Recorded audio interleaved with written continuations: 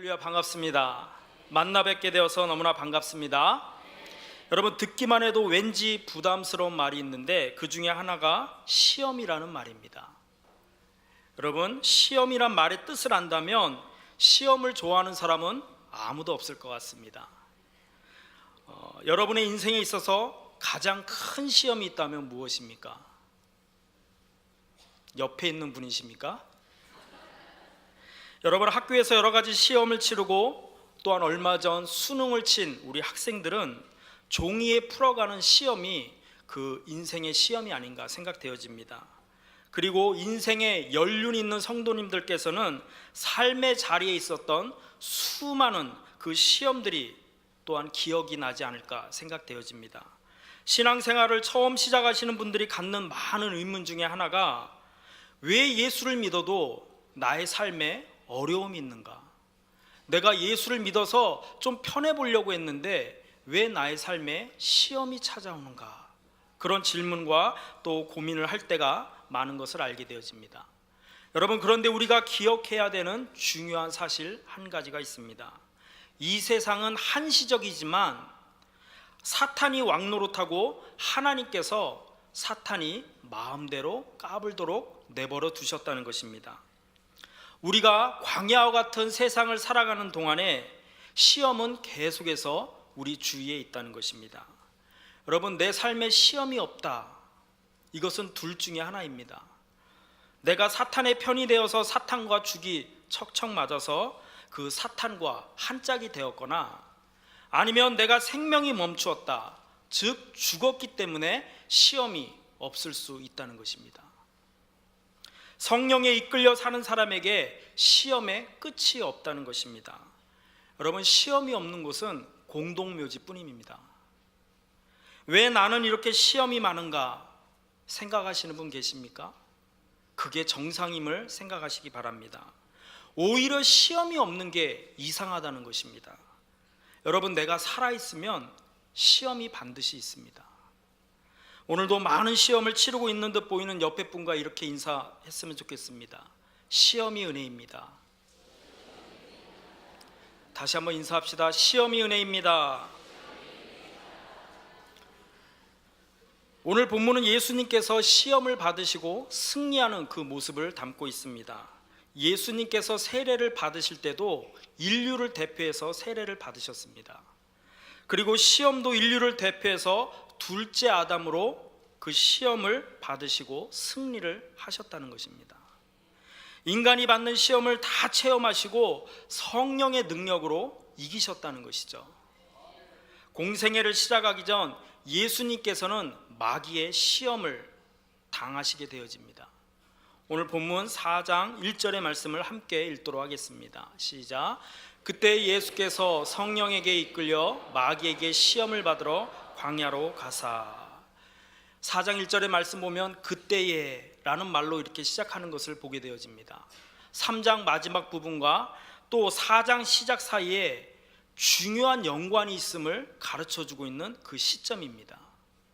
오늘 본문의 이 말씀을 이해하려면 앞사건의 그 내용을 살펴야 되는데, 마태복음 3장 16절과 17절의 말씀입니다. 우리 함께 또 읽어보도록 할게요. 시작. 예수께서 세례를 받으시고 곧 물에서 올라오실새 하늘이 열리고 하나님의 성령이 비둘기같이 내려 자기 위에 임하심을 보시더니 하늘로부터 소리가 있어 말씀하시되 이는 내 사랑하는 아들이요 내 기뻐하는 자라 하시니라. 여러분, 예수님께서 요단강에서 세례를 받으시고 기도하자 하늘의 문이 열렸다는 것입니다. 그리고 성령을 받으셨고 이는 내 사랑하는 아들이요 내 기뻐하는 자다 하는 인정을 받으셨다는 것입니다.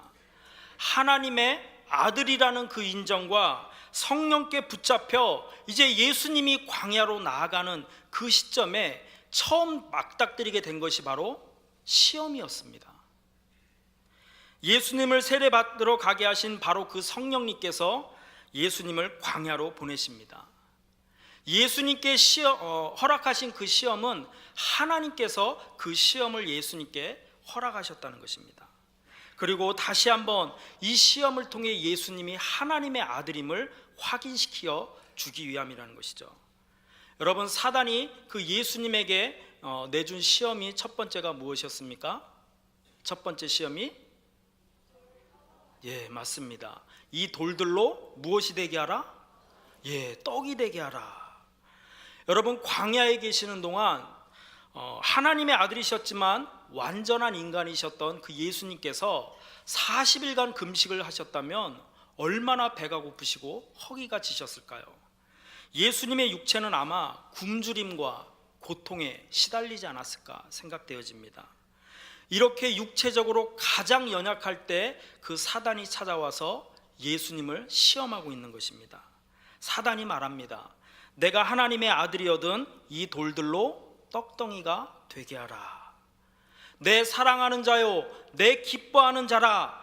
그 말씀을 이어받아서 내가 정말 하나님의 아들이 맞냐? 사단이 예수님께 이 질문을 던지고 있는 것입니다. 하나님의 아들이라면 네가 굶주릴 이유가 있냐? 예수님의 능력을 지금 사단은 시험하고 있는 것입니다. 사단은 예수님을 잘못된 방법으로 그 능력을 사용하기를 원하고 계신다는 것입니다. 하나님께서 주신 그 능력을 자신의 필요를 채우기 위해서 이용할 수 있도록 그 예수님을 지금 사단은 시험을 하고 있다는 것입니다. 여러분, 복음서에 보면 예수님께서는 보리떡 5개와 물고기 2마리로 5,000명을 먹이시는 놀라운 기적을 행하신 것을 기록한 것을 보게 되어집니다. 이처럼 자신의 사명을 이루기 위해서 하나님의 뜻을 위해 하나님의 때에 기적을 행하실 수 있는 그 예수님의 그 능력을 지금 사단은 잘못된 방법으로 유혹을 하고 있는 것을 보게 되어집니다. 특별히 예수님의 시험을 이해하려면 마귀의 질문에 초점을 맞추는 것이 아니라 예수님의 답변에 우리가 그 시험을 이해해야 된다는 것입니다. 사단의 첫 번째 그 시험은 떡의 문제였다는 것입니다. 예수님은 사단과 논쟁하지 않았습니다. 대신 신명기 8장 3절의 말씀을 이용해서 그 성경 말씀으로 사단을 대적하고 있습니다. 한번 말씀을 같이 읽도록 할게요. 시작.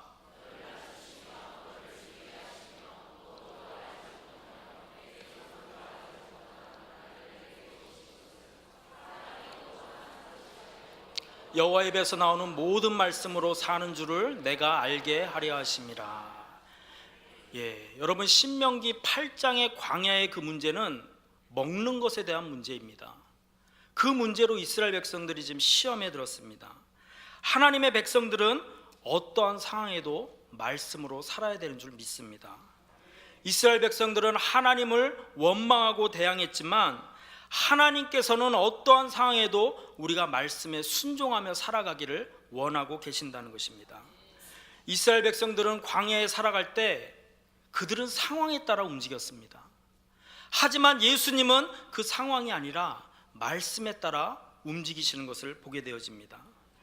여러분, 예수님이 40일간 금식하고 그 줄이신 후에 얼마나 힘이 드셨겠습니까? 돌로 떡을 만들어 먹어도 된다. 하나님의 아들이기 때문에 얼마든지 당연하다, 이렇게 말씀을 드릴 수가 있습니다. 그러나 상황이 어쩔 수 없다, 이렇게 생각하면 안 된다는 것을 우리가 알 수가 있다는 것이죠. 여러분, 우리가 살아갈 때 삶에 있어서 정말 중요한 것이 무엇입니까? 우리의 삶이 늘 바쁘고 분주한데 우리의 삶의 우선순위가 정말 무엇입니까? 여러분, 어떤 기준을 가지고 여러분의 인생을 살아가고 계십니까? 마귀는 오늘 먹는 문제라고 이야기합니다.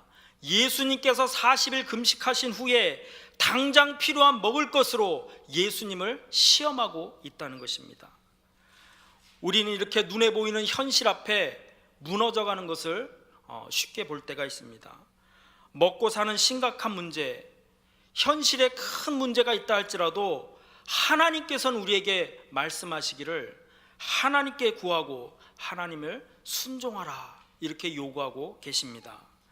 여러분, 떡으로 대표되는 현실이라는 것은 하나님의 뜻을 이루기 위한 이 땅에 살아가고 있는 현실적 수단이지 목적이 아님을 우리는 기억해야 될 줄 믿습니다. 두 번째 시험을 당하셨습니다. 6절의 말씀인데 한번 또 읽어보도록 하겠습니다. 시작. 이르되 내가 만일 하나님의 아들이거든 뛰어내리라. 기록되었을 때 그가 너를 위하여 그의 사자들을 명하시리니 그들이 손으로 너를 받들어 발이 돌에 부딪히지 않게 하리로다 하였느니라. 내가 만일 하나님의 아들이어든 뛰어내리라.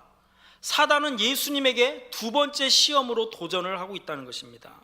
내가 하나님의 아들이면 네가 뛰어내려도 하나님께서 너를 지켜서 그 돌에 부딪히지 않고 다치지 않게 만들어주지 않겠냐, 이렇게 예수님을 시험하고 있다는 것입니다. 그리고 사단은 자신의 말에 그 요청이 분명하다는 것을 이렇게 말하기 위해서 시편 91편의 말씀을 인용하고 있습니다. 그것이 바로 마태복음 4장 6절의 말씀, 그 후반부에 있는 말씀인데요. 그가 너를 위하여 그의 사자들을 명하시리니 그들이 손으로 너를 받들어 발이 돌에 부딪히지 않게 하리로다. 여러분, 사단은 예수님께서 뛰어내릴 때 말씀을 이용해서 뛰어내려도 너가 발이 돌에 부딪히지 않게 하겠다, 이런 말씀을 주고 있다는 것입니다. 여러분, 이 말씀의 의미는 무엇입니까?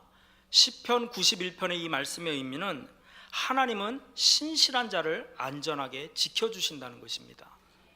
하나님의 의도는 하나님을 의지하는 자를 하나님을 도와주신다는 그 약속의 말씀이 이 말씀이지, 우리에게 말씀을 걸고 불필요한 모험을 하라, 하나님의 말씀을 갖고 시험해보라, 그것을 우리에게 가르쳐주고 있는 것이 아닙니다. 그런데 지금 사탄은 성경의 그 문맥과 상관없이 아무 때나 자기를 가시하기 위해서 높은 곳에서 뛰어내리라, 이렇게 말을 하고 있다는 것입니다. 예수님을 시험하고 있는 것이죠. 예수님께서는 첫 번째 그 시험에서도 사단과 대응하지 않고 말씀으로 물리치셨던 것처럼 이번에도 성경의 말씀을 인용해서 그 사단의 시험을 물리치는 것을 보게 되어집니다. 마태복음 4장 7절의 말씀입니다. 함께 읽도록 할게요. 시작.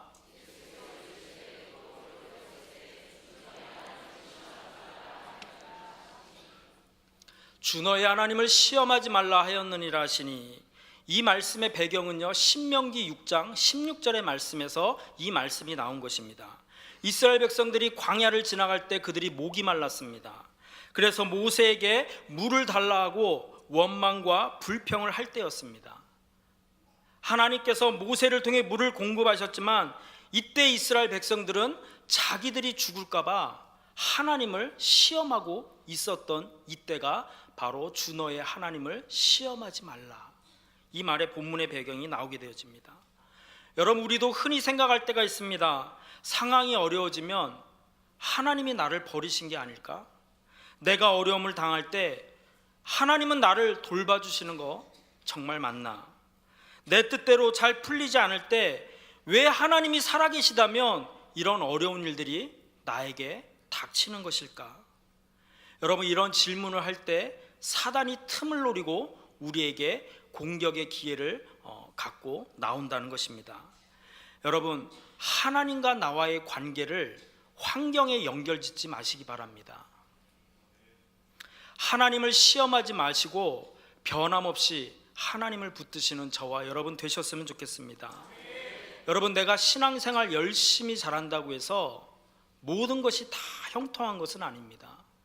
하지만 중요한 것은 내가 일이 잘 되던 잘 못 되던 하나님이 나를 사랑하신다는 그 사실만큼은 변함없음을 여러분 명심하시기를 바라겠습니다. 그분이 나를 떠나지 않겠다 하신 그 약속의 말씀을 붙잡으시기를 바라겠습니다. 여러분, 앞날을 걱정하지 마시고요, 믿음으로 승리하시기 바랍니다. 여러분, 선한 목자가 이끄시는데 우리의 앞길이 망하겠습니까? 장애물과 사망의 음침한 골짜기를 지난다 할지라도 우리는 결코 두려워 떠는 사람이 아님을 기억하셨으면 좋겠습니다. 마지막 세 번째 시험에 대해서 살펴보길 원합니다. 9절의 말씀입니다. 함께 읽어보도록 하겠습니다. 시작.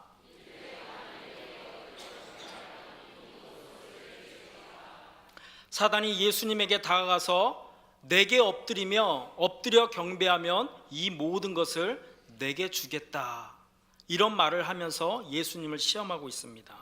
사단은 무엇을 알았는가 하면 예수님이 언젠가는 온 세상을 다 다스리고 통치할 것을 알았다는 것입니다. 그러나 중요한 것은 예수님으로 하여금 하나님의 때와 하나님의 뜻이 아니라 자신의 때와 자신의 방법으로 그 일을 이루도록 부추기도록 시험을 하고 있다는 것입니다. 세상을 구원하는 예수님의 사명을 망각한 채 즉시 이 세상을 취하라 이렇게 유혹을 하고 있다는 것이죠. 십자가의 고통과 죽음을 경험하지도 않고 자신에게 약속된 그 통치권을 얻을 수 있다고 사단은 예수님에게 찾아가서 시험을 하고 있습니다. 예수님에게 고통 없는 그런 지름길을 알려주고 있다는 것이죠. 예수님으로 하여금 하나님의 계획과 하나님의 뜻과는 상관없이 그것을 기다리지 말고 내가 원하는 대로 즉시 가져라 이렇게 부추기고 있다는 것입니다. 빠르게 편하게 그냥 순식간에 다 이뤄라 이렇게 예수님에게 요구하고 있다는 것이죠. 12 제자들 데리고 사역하고 언제 십자가 지고 언제 다 하겠느냐 이것을 말을 하고 있습니다. 나에게 절만하면 세상의 모든 것들을 다 너에게 줄게, 대가 없이 그냥 모든 것을 이뤄라 이렇게 사단은 예수님을 시험하고 있었던 것입니다. 여러분, 사단은 당장 눈에 보이는 것으로 이렇게 유혹을 합니다. 하나님의 나라를 십자가 없이 고난 없이 이룰 것을 말을 하고 있습니다. 여러분, 그러나 대가 없는 영광이 어디 있겠습니까? 십자가를 통과하지 않는 부활이 어디 있을까요? 여러분, 하나님의 말씀을 내가 때로는 순종하다 보면 반드시 대가가 주어짐을 꼭 기억하시기를 바라겠습니다. 여러분, 진리는 언제나 대가를 통해 이루어집니다. 그러나 마귀는 항상 속입니다. 에덴 동산에서도 그랬던 것처럼 선악과를 따먹으면 내가 하나님처럼 될 것이다 이렇게 속였다는 것입니다. 여러분, 정말 선악과를 따먹고 하나님처럼 되었습니까? 그렇지 않습니다. 하나님과 반대의 길을 가게 되었습니다. 여러분, 하나님의 길은 사단이 주는 생각과는 반대일 때가 많다는 것입니다. 하나님을 따라갈 때 처음에는 힘들고 어렵고 대가를 치르지만 영광의 길로 우리를 이끌어 주시는 줄 믿습니다. 여러분, 하나님의 방법과 사단의 방법은 다르다는 것을 명심하시기를 바라겠습니다. 예수님께서는 다시 한번 말씀으로 이 사단의 공격을 물리치고 있는 것을 보게 되어지는데 10절의 말씀입니다. 한번 읽어볼까요? 시작. 예수께서 말씀하시되 사단아 물러가라 기록되었으되 주 너의 하나님께 경배하고 다만 그를 섬기라 하였느니라. 자, 사단에게 경배함으로 세상을 통치하는 지름길을 선택하는 것이 아니라 오직 하나님만 경외하며 섬기겠다고 이렇게 예수님은 말씀을 하고 있습니다. 하나님만 예배를 하겠다는 것이죠. 여러분, 우리는 신앙생활하면서 세상과 하나님을 함께 동시에 섬길 수 없다는 것입니다. 세상이면 세상, 하나님이면 하나님, 둘 중에 하나를 우리는 선택을 하셔야만 합니다. 하나님께 예배하시든지 사단의 유혹에서 우리가 빠져서 살아가든지 우리의 삶은 선택을 해야만 한다는 것이죠. 여러분, 중요한 것은 예수님을 시험했던 그 사단은 지금도 계속해서 우리를 시험하고 있다는 것입니다. 우리를 시험하는 그 사단의 시험은 한 번으로 끝날까요? 그렇지 않습니다. 아침에 시험을 당했다면 또 점심때, 저녁때 계속해서 우리가 깨어있지 않으면 우리는 사단의 공격에 빠질 수밖에 없습니다. 여러분, 사단은 우리가 이 땅에 사는 날 동안 끊임없이 시험과 우리를 유혹을 한다는 것을 꼭 기억하시길 바라겠습니다.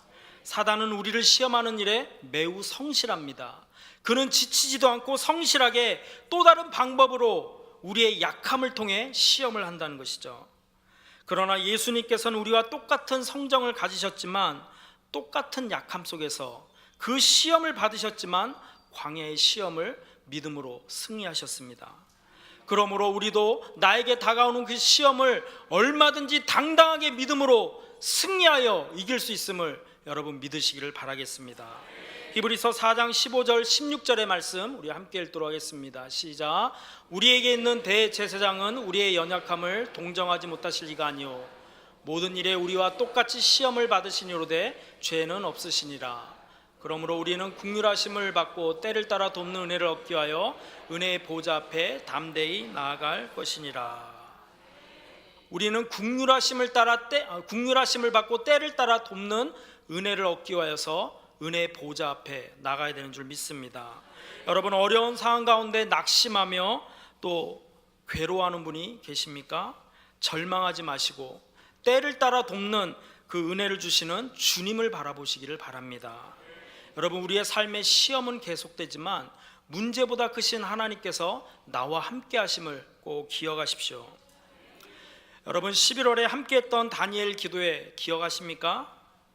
많은 좋은 강사분들이 계셨는데요, 특별히 제 마음속에 큰 울림이 되었던 선교사님 한 분이 계셨습니다. 그분은요, 삶의 위기 앞에서도 담담히 걸어가시는 그 모습을 통해 저에게 많은 믿음의 도전을 또 경각심을 주셨던 분입니다. 여러분, 이 시간 잠시 영상을 보시고 우리 결단송으로 하나님 앞에 나가도록 하겠습니다.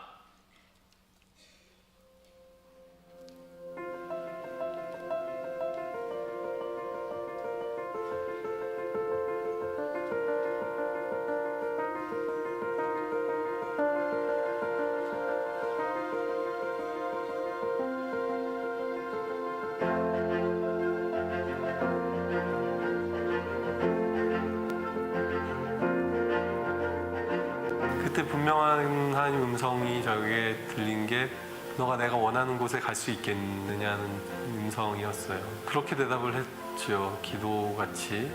주님이 함께 하신다면 어디든 갈 수 있을 것 같습니다. 예수님이 저희 마음에 확신을 주셨고, 그리고 저희 남편 마음에 확신을 주셨고, 그 결정이 너무 기뻤기 때문에 어느 길로 가든 돌아가는 것 같아도 거꾸로 가는 것 같아도 예수님만 따라가면 하나님께로 가는 그 길이니까. 네.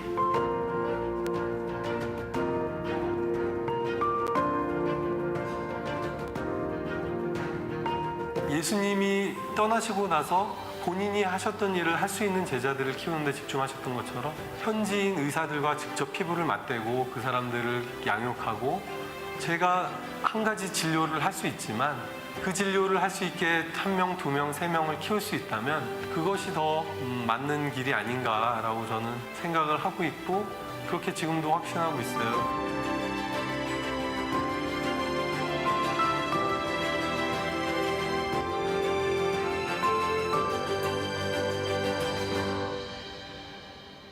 어느 날 몸이 좀 불편한 것을 발견을 했고, 괜찮겠지 하다가 통증이 이제 발의 통증이 너무 심해져서 한국 가서 좀 치료를 받아야겠다고 해서 한국을 갔는데, 병원 가서 파킨슨이라는 걸 알게 됐죠. 네.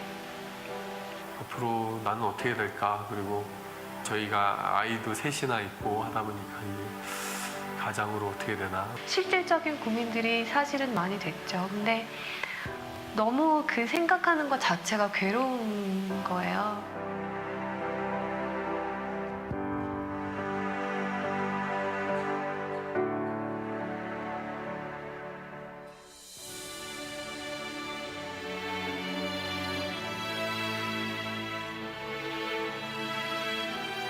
아침에 산책을 갔는데 소나기가 쏟아지는 거예요. 그래서 이 나무가 막 우거져 있는 곳이 있어서 너무 비가 갑자기 오니까 거기를 잠깐 들어갔었죠. 잘 됐다 하고 서 있는데 하나님이 주시는 말씀이 비가 쏟아진다고 집으로 가지 않아도 돼 라는 마음을 주시는 거예요. 그래서 갑작스런 그런 일을 당한다고 해서 돌아갈 필요 없고, 그때 피할 수 있는 길을 내시는 겠구나. 눈을 감고 기도를 하는데 하나님이 갑자기 환상을 보여주시는 거예요. 제가 천진난만한 표정으로 애기같이, 정말 애기처럼 예수님 품에 이렇게 안겨가지고 예수님이 어디론가 걸어가시는 환상을 보여주셨어요. 예수님 발에서는 피가 흐르고 있었고 저는 너무 행복하게 안겨서 가는 거죠. 그때 다시 알게 됐어요. 아, 선교가 내가 하는 게 아니었구나, 진짜로. 나는 그냥 예수님 품에 안겨있는 축복을 누리는 거고, 그 힘든 길을 가는 거는 예수님이 가시는 거구나. 어떨 때는 좀 심하다 싶을 정도로 또 몸이 잘 안 움직여질 때가 있어요. 그러면 저도 뭐 두려움이 확 몰려올 때도 있죠. 아, 이렇게 점점 더 몸이 굳어가는 거구나. 없는 것들, 세상에 천한 것들을 하나님이 더 기뻐 사용하시죠. 왜냐하면 하나님의 능력을 드러내시기가 더 편하니까. 저도 이제 하나님의 영광을 더 드러내기 편한 사람이 돼가는 거 아닌가 하는 생각이 들어요.